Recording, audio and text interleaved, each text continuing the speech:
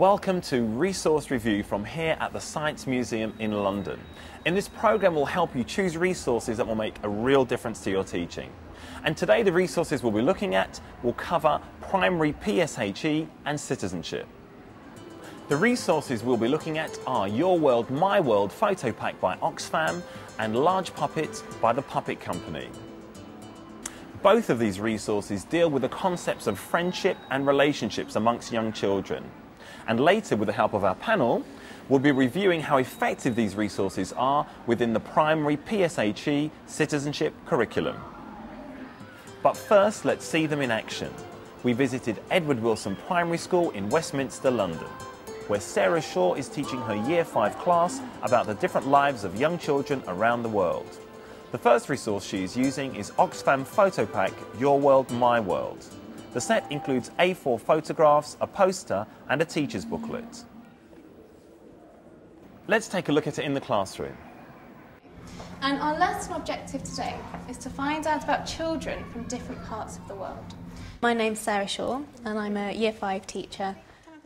We were looking at sort of geography today with a specific citizenship focus, thinking about different aspects of people's lives around the world, how different people fit in with different procedures that happen around the world. Kinestap is 9 and MECDES is 2. The Your World, My World is very good, but I think this is probably aimed more at sort of years 2, 3 and 4.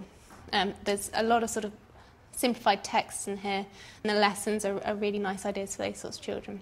In terms of PSHE, it allows you to think about the lives of 4 different children, gives you lots and lots of photographs, and it gives you lots of scenarios and lots of stories about them, and really interesting ideas about how to find out more about them, more about their lives. And we're going to look closely at this photograph later to see if we can work out which country this is in. One potential problem, I think, with the Your World, My World pack is that you study one child from each country. And I think children have a tendency to see that as an experience of all children from that country. So when we had a look at Sasha, I think it was, a lot of children might go away thinking that his experience was that of all Russians. And the same with the other children. But I think this would actually be quite useful if it could come with a contrasting opinion as well of another child from the same country. So if we had 2 children from Ethiopia whose lives were quite different, and 2 children from Russia whose lives were quite different, then I think that would make it a lot more interesting. I think for teachers who are very confident with PSHE or teachers who aren't, this is really very useful. The photographs are great. There's a lot in the photographs, and it really shows children how to read a photograph.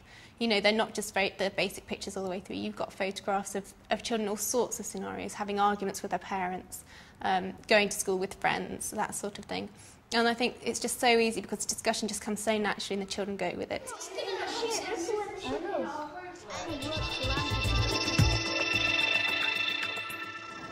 We've just seen how photographs can stimulate interest and promote discussions amongst young children. And to talk about this, we have our resource review panel. So with me today we have Beatrice Nicholson, who is our PSHE consultant. We have Adrienne Jones, who's our freelance education consultant. And we have Alan Mills, head of the affiliation network for the Specialist Schools Trust. Thanks for joining us. If I could come to you first, Beatrice, any general thoughts on this particular resource? Yeah, I think it's a very good resource. I think the pictures are excellent. They give variety of different children from all over the world. And what I really like about this resource is the fact that it emphasises how the child is as well. So there's quite a lot of games and exercises where the child's encouraged to speak about their feelings. But talking about feelings is actually quite a deep thing, if you like. Is there sufficient detail in the text to convey true feelings? Yeah, there's some good exercises which are very interactive. For example, there's one where they say, when I am happy, this is what I do. When I'm sad, this is what I do. So they're very interactive and simple. So I think they are quite useful for children to encourage them to be emotionally literate. Okay. Adrienne, what's your reaction to the book? Well, the good thing about it is that it supports global awareness and citizenship. The amount of detail that Oxfam have gone into for the teacher on how to use it, how to develop activities, how to get children to talk and understand is great. I think the downside is the flimsiness of the photographs. unless they are laminated or there's some kind of protection for them, I can't really see them lasting that long. Alan, any other comments you'd like to make? I agree with Adrienne. I think the problem with it, all those sort of resources, is they're so flimsy. You send them out in the way you want children to use them, which is practically, you know, exchanging them, pushing them about, pulling them about. It's going to fall apart. So they need to be laminated, so there's extra costs there. But again, it was a great stimulus for that teacher, and I think she used it really, really well. Coming back to you, Beatrice, do you think that 4 countries is about the right number to focus on? Have they got that aspect right? I think they could probably expand that out a bit more. Depends how long they've got to actually focus on this particular pack.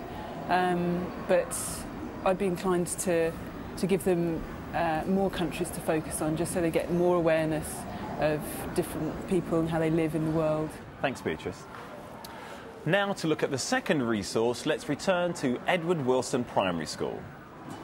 This time Sarah uses 2 large puppets. These puppets have working mouths and arms. Sarah tells a story about friendship to the class and uses puppets as the characters of the story. So let's see how Sarah and her pupils got on with those puppets. Bring her out very carefully. Okay.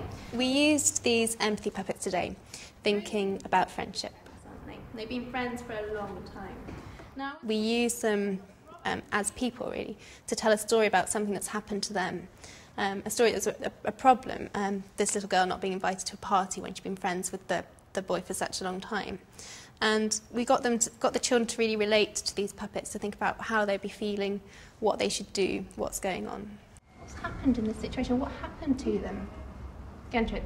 It's like they're not friends anymore, and Robert's not caring about Rosie anymore. Do you think that's happened? Do you think? But he's got his envelope, hasn't he? It's like he's got all his attention on the card. Okay, so he's forgotten about Rosie. Yeah.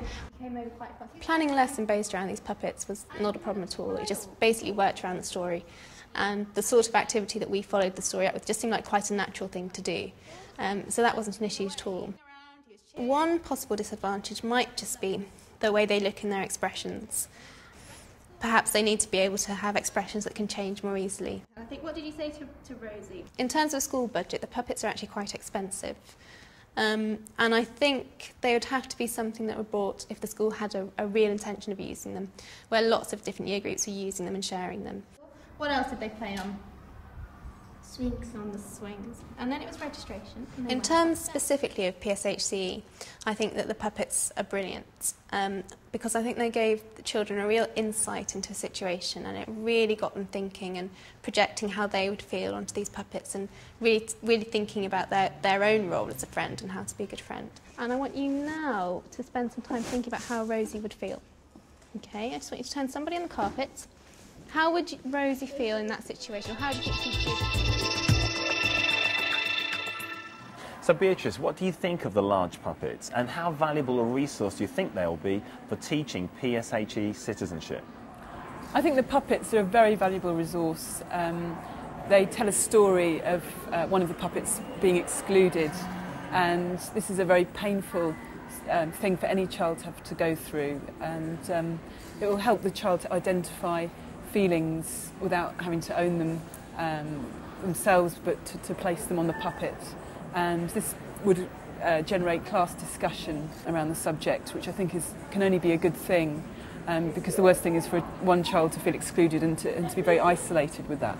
Do you think that these resources are effective at getting students to talk about those feelings then? I think they are. I think it presents a little story. It's very intriguing to see the puppets and how they move, and the children obviously are very enchanted by the puppets.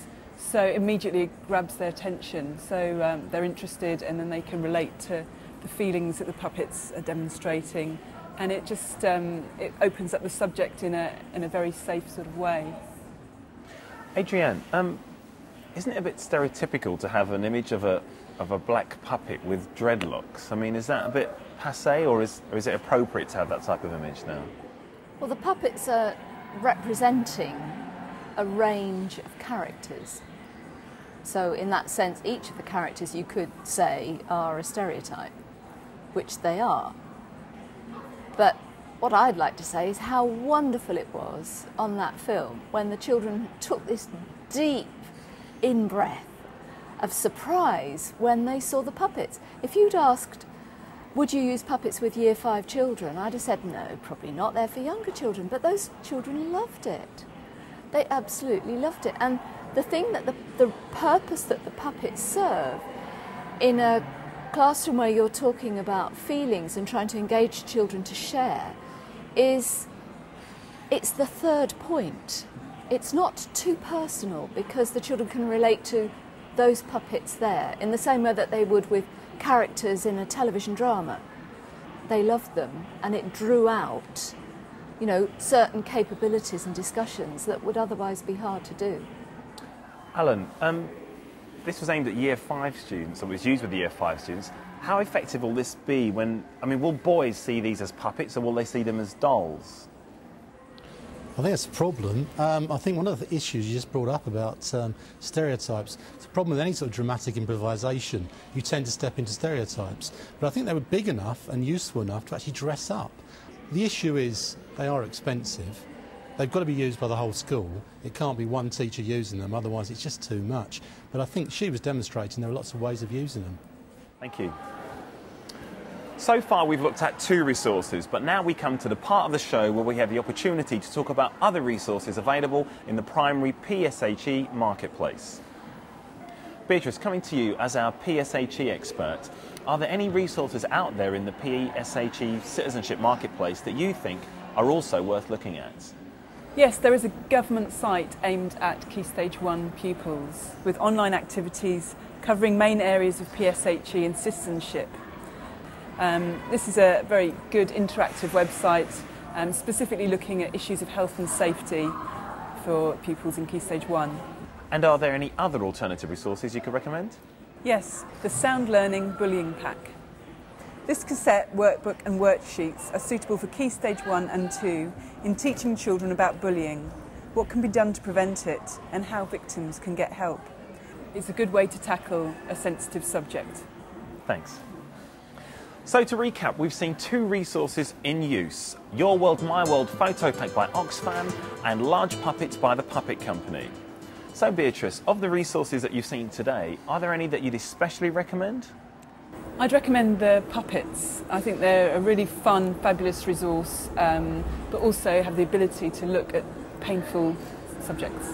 I think they're very creative. They get children up and playing with them, and they can create their own little stories around other things that happen to them in school, both good and bad. So I'd recommend the puppets. Thank you. So our resource review panel recommendation today is Large Puppets by the Puppet Company. And if you want further details on any of the resources you've seen in today's programme, you can get them from our website, teachers.tv/resource review. Or if you'd like to get in touch, you can do so by contacting us at resourcereview@teachers.tv. So, all it remains me to do is to thank our panel and thank you for joining us. Goodbye.